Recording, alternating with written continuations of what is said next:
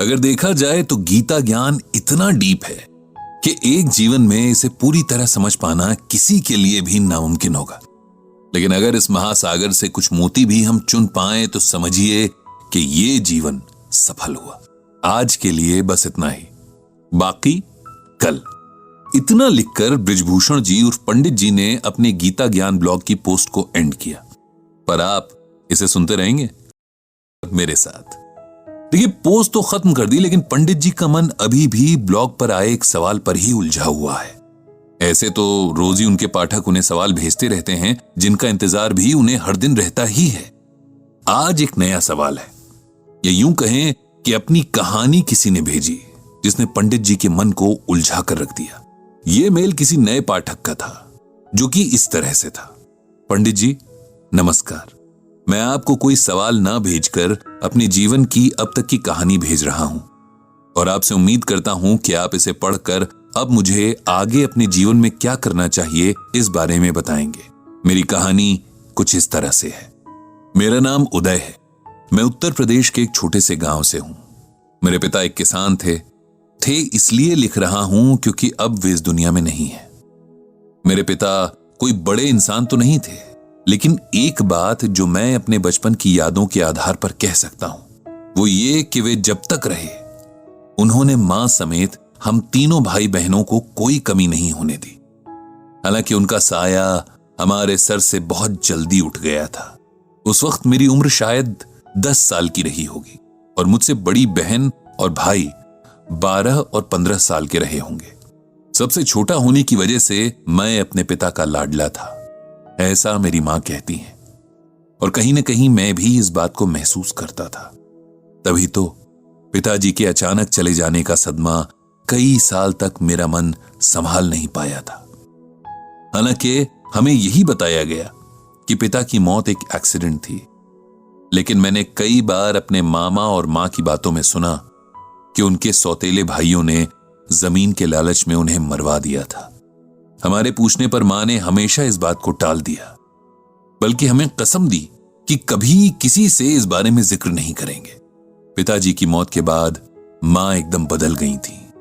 हमेशा डरी सहमी सी रहती और लगभग हर दिन जब हम पढ़ने बैठते तो मां कहती कि जल्दी से पढ़ लिख कर इस काबिल बन जाओ कि इस गांव से बाहर जा सको। मैं नहीं चाहती कि तुम लोग यहां ज्यादा वक्त तक रहो। समय बीतता गया, हम तीनों को जैसे तैसे मां पढ़ा रही थी। उनकी सख्त हिदायत थी कि पढ़ाई के अलावा हमें और किसी बात पर ध्यान नहीं देना है। अक्सर मेरे सोने के बाद बड़ी बहन और भाई कुछ बातें करते, जिनमें से मुझे बस यही समझ आता कि एक एक करके हमारी जमीनें पिता के सौतेले भाइयों ने हथिया ली हैं और हमारे पास खेतों के नाम पर बस कुछ टुकड़े ही बचे हैं। ये भी कि मां धीरे धीरे अपने गहने बेचकर हमारा पेट भर रही हैं। इन सब बातों को सुनकर मुझे बहुत दुख होता, लेकिन मैं किसी से बता नहीं सकता था। मां का सख्त ऑर्डर था और वैसे भी मेरा दुख सुनने वाला था ही कौन।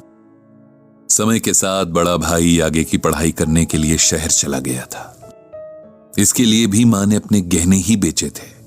बहन ने आगे पढ़ाई की जगह सिलाई सीखने की इच्छा जताई तो मां ने उसे पड़ोस के गांव के स्टिचिंग सेंटर में एडमिशन दिलवा दिया।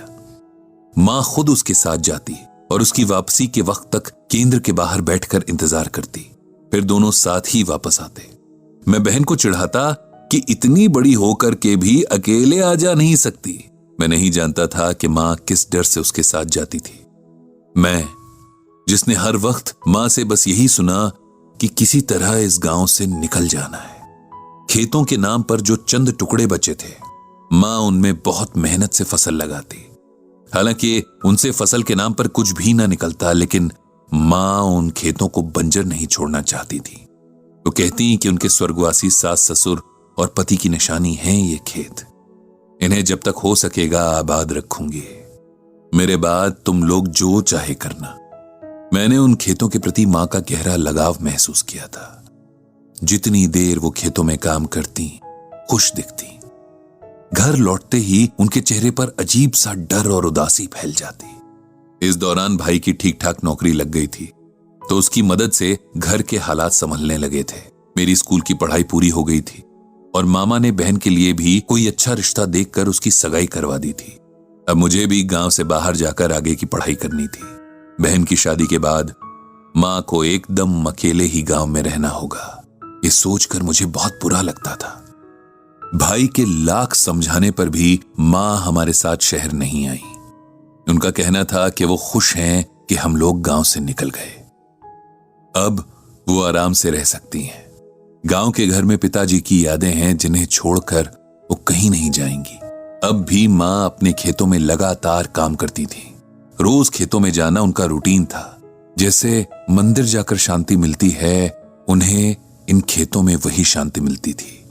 मुझे गांव से निकले कई साल बीत गए हैं। मैं अच्छी नौकरी पर हूं, मेरे भाई बहनों के अपने परिवार हैं और मां अब भी गांव में है। लेकिन मेरे पिता के सौतेले भाई और उनके बच्चे उसे परेशान करने लगे हैं, उन चंद खेतों के लिए जो हमारे हैं, जिन पर मेरी मां ने इतने साल अपना प्यार लुटाया है, जो उसके जीने की वजह है। ये सब बातें मुझे गांव से शहर मिलने आए एक दोस्त ने बताई हैं। मेरे भाई का कहना है कि मां कभी नहीं चाहेंगी कि हम किसी लड़ाई में पड़ें, और वो भी नहीं चाहता, क्योंकि अब उसकी अपने परिवार के प्रति जिम्मेदारियां हैं, वो उन्हें निभाना चाहता है।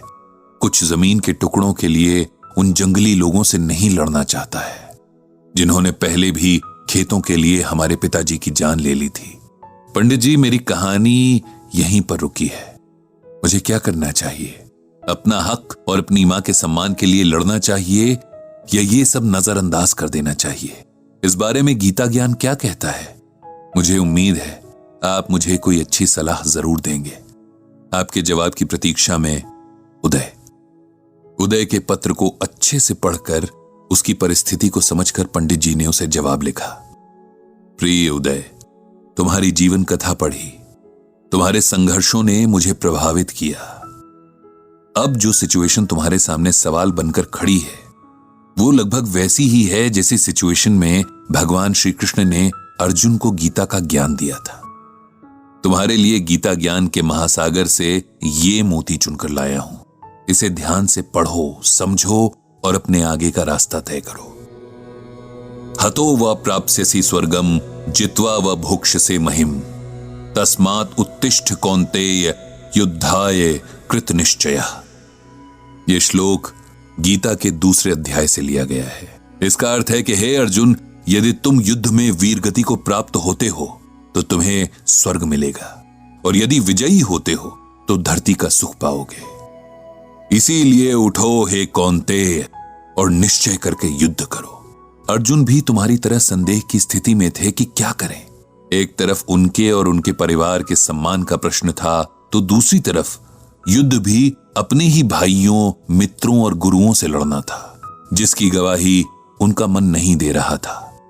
तब भगवान कृष्ण ने उन्हें समझाया कि धर्म युद्ध में एक पक्ष को चुनना ही पड़ेगा, क्योंकि एक समय के बाद अन्याय के प्रति चुप रहना समझदारी नहीं, कायरता कहलाता है।